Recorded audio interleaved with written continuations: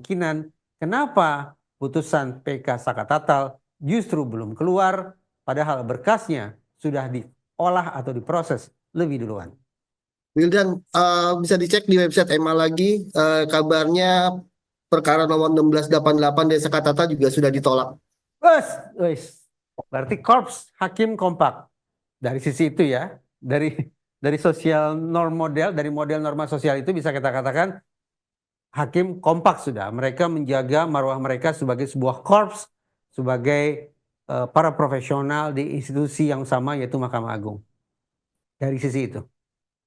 Tapi dari sisi yang lain, sekali lagi saya ingin katakan bahwa ini sungguh-sungguh berbeda dengan harapan sekaligus ramalan saya tentang nasib perjalanan para terpidana kasus Cirebon ini. Ya, ini kita sambil menunggu sekali lagi klarifikasi atau konferensi pers dari Mahkamah Agung. Kita akan terhubung nanti dengan Mahkamah Agung. Sebelumnya Mas teman-teman tidak kalau mau ini Mas, coba kontak Ibtu Rudiana Mas. ya bagaimana ya caranya ya?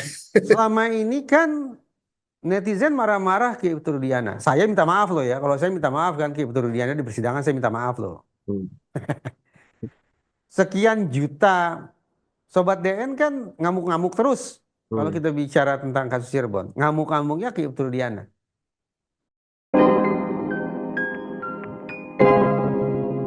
Yo guys, balik lagi di Quick Kevin.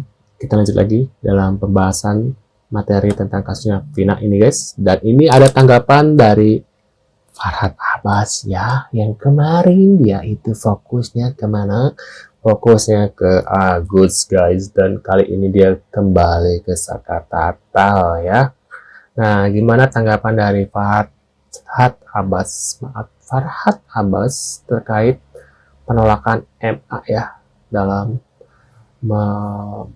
memulihkan nama baik dari Saka Tatal ya. Yuk lihat kita bareng-bareng guys. Apakah ini azab kah? Udah kita lihat dulu aja video seperti apa komentarnya. Terkena serangan jantung. Guys, kita lihat dulu ya. Awal saya udah gitu. Kita lihat langkah selanjutnya dulu. Karena Lagi. terkaitannya itu jadi kacau. Terkaitannya itu terkait yang 7 kan tetap dihukum tuh. Kita lihat langkah selanjutnya dulu. Karena saya belum baca hasil putusannya. Tapi bagi saya, klien saya itu nggak dipenjara dan bebas. Nah, tinggal kalian menafsirkan apakah, karena yang 7 itu adalah Otto Hasibuan dan Pradi, ya kan? Masih rambutnya Karena di sini lupa kan, guys. Pipin aja dari awal disuruh jadi saksi nggak mau, jadinya lawyer. Di sana jadi saksi, jadi nggak ada yang bisa diatur semua pada keras kepala. Tapi yang jelas klien saya kata bebas dan dia sudah bebas. Tapi kan nama baiknya Artinya gimana? udah nggak ada langkah hukum lagi dari abang. Bisa aja gitu kan, kita lihat aja. Lihat aja kalau viral ya. Kalau enggak ya mungkin enggak. Kayak bersaing-saing gitu. Dari awal saya udah bilang sama Jutek, tolong saksimu yang namanya siapa itu? Teni Gakbar. Deden. Yang bukan yang bukan saksinya Deden. Saka itu. Dede. Sadiku. Bukan yang dilarang datang ke pengadilan. Dede ya? Nah, Dede hadirkan. Lupa Tidak ya kalau dihadirkan banyak sama kasus. grup Otto. Nah, akhirnya keterkaitannya itu jadi kacau gitu. Mereka selalu menganggap terpisah antara 7 dengan yang 1. Tapi bagi kami tidak. Yang 7 kan tetap dihukum seumur hidup. Sedangkan klien kami bebas. Itu bedanya gitu. Makanya kalau bekerja sama dengan Farhad Abbas, jangan keras kepala. Asik. Dengar omongan saya gitu. Karena saya tanpa beban. Karena klien saya nama Saka Tatal bebas. Coba cek di penjara ada nggak dia? Nggak ada. Ya. Tapi yang 7 itu ada. Oke. Enak betul. Ya, kita menganggap bahwa Saka Tatal itu peristiwa bukan peristiwa pembunuhan, tapi adalah peristiwa kecelakaan. Yang mana adanya manipulatif daripada lokus deliktinya, di mana lokus di belakang showroom itu tidak ada olah TKP yang baik dan benar, tidak memenuhi syarat dan klaim tata cara penyidikan yang profesional. Nah, oleh karena itu ya kita anggap memang orang ini dihukum bukan dia melakukan kesalahan gitu. Jadi hanya di karang-karang direkayasa, itu yang kita anggap gitu. Tapi kan hakim beranggap begitu ya silakan aja gitu. Dan masih bisa karena PK tidak dibatasi, bisa 2 kali 3 kali gitu aja. Udah. Kondisi Sakatata sendiri gimana Bang? Masih bekerja kah? Bebas kok bekerja, Enggak. aman. Masih di tempat Masih ada Bang jalan Tisna? terang. Kalau nanti bisa kemarin bertolak belakang antara 1 dengan 7, nanti kita bisa gabung. Dan yang catatan ya, Saka udah sumpah pocong ya. Jadi nggak ada kaitan dengan itu gitu. Jadi kita serius, bukan mau cari bersalah tapi tidak mau bersalah, tapi memang luruskan dan bebaskan yang tidak bersalah. Bu, sini Bu. Pertimbangan majelis hakim Masih dalam sini, menolak karena permohonan gara-gara PK fokusnya, tersebut gara-gara fokus sama kasusnya Agus ya.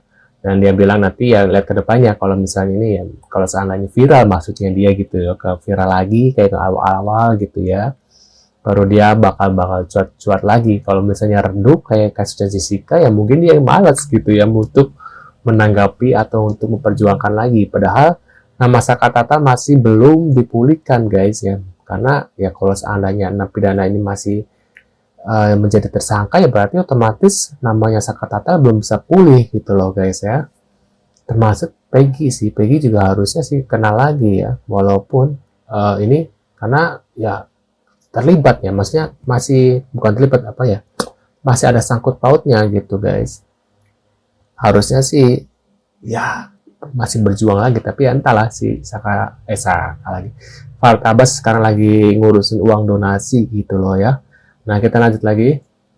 antara lain tidak terdapat kekilapan yudek fakti dan yudek yuris dalam mengadili para terpidana, dan bukti baru atau novum yang diajukan oleh terpidana bukan merupakan bukti baru sebagaimana ditentukan dalam pasal 263 ayat 2 huruf A KUHP. Dengan ditolaknya permohonan PK para terpidana tersebut, maka putusan yang dimohonkan PK tetap berlaku. Kepanitraan Pidana Umum Mahkamah Agung setelah perkara diminutasi akan segera menyelesaikan proses administrasi perkara para terpidana dan setelahnya akan mengirimkan kembali kepada pengadilan pengaju, dalam hal ini Pengadilan Negeri Cirebon, dan kepada masyarakat dapat mendapatkan salinan putusan dengan cara mendownload di direktori putusan Mahkamah Agung. Jadi demikian ya perkara Pina Cirebon tadi. Waduh, benar-benar ya. Pengacara Elsa Sharif katanya dirawat di rumah sakit ya, di ICU karena serangan jantung. Waduh, jangan-jangan ya, ini nggak tahu benar apa enggak ya. Jangan-jangan menghadap ilahi nih guys ya. Tuh, kabarnya kurang menyenangkan ya datang. Farhad Abbas mengabarkan bahwa Elsa Sharif mengalami serangan jantung. Di kasusnya Vina ya, aku lihat mereka berseteru ya, tapi di kasusnya Agus mereka di luar kasusnya Vina gitu ya, mereka bersahabat. Gimana nih menurut kalian guys ya? Lucu ya kodam pengacara itu. Apakah mereka kata-kata gitu ya, baiknya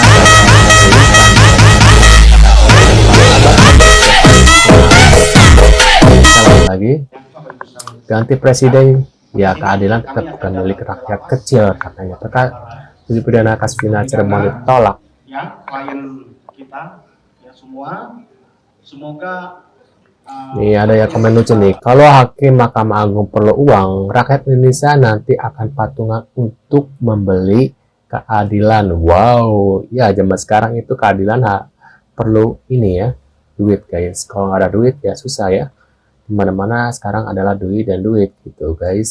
Kita lanjut lagi. Siapa yang ngedit seperti ini turut berduka cita atas berpulangnya kata guys Elsa Sharif. Waduh, Terkena serangan jantung, Bang. kita lihat Farhad Abbas. Ya dari malam Seperti itu apa? kan adanya demo lagi menduduki rumah Bu Elsa dipimpin Andi Ripaldi dan grup UMKM.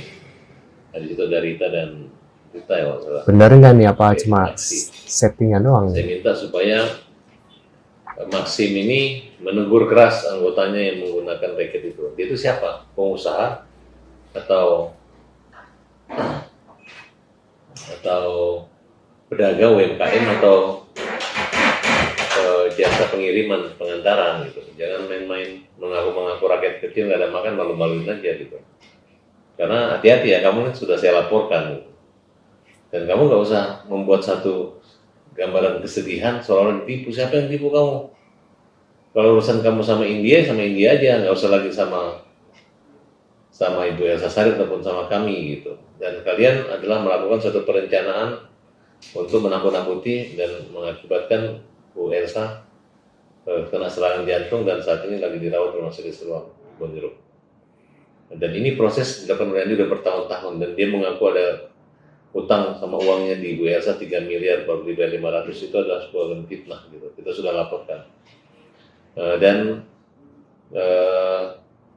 Hanya modal berani aja minta kepada pihak kepolisian untuk menindak tegas keras orang ini gitu.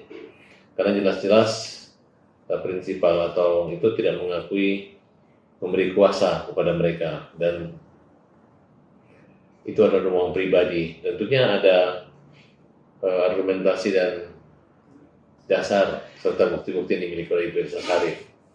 Nah, kita akan lawan ini, dan sebenarnya kenapa saya tidak mau ketemu karena gaya-gaya mereka narsis, aku kita berantem dan terbalik seolah-olah kita provokasi atau menganiaya mereka gitu. Jadi itu hanya keberanian dia.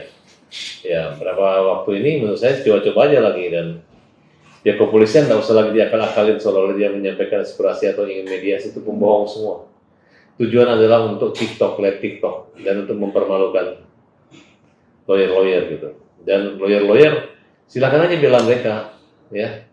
Jangan jadi ada lawyer nggak ini fitnah. Andi harus masuk penjara, Andi Ripaldi harus masuk penjara, karena dia menghasut orang untuk memperkeruh suasana dengan mendemo serta memfitnah, memeras Ibu Elsa Sharif. Oleh karena itu, apa yang terjadi tadi malam dengan sakitnya Ibu Elsa Sharif adalah kegiatan perencanaan untuk membunuh Ibu Elsa Sharif, karena mereka sudah mempersiapkan bunga spanduk-spanduk kematian, ya, dan menyatakan Ibu Elsa telah mati turut berduka cita. Dan sedang Ibu Elsa masih sakit, dan sehingga itu dia mungkin stres dan akhirnya sakit serangan jantung. Waduh, menurut pendapat kalian gimana nih? Tulis di kolom komentar. Apakah Elsa Sharif ini hanya berakting supaya dia terhindar dari jerat hukum, atau gimana nih, seperti Alvin Lim ya, yang katanya mau cengkok ginjal? Wah, menurut kalian gimana? Tulis di kolom komentar. Terima kasih sudah hadir, jangan lupa bantu subscribe, dan sampai jumpa di video selanjutnya. See you guys.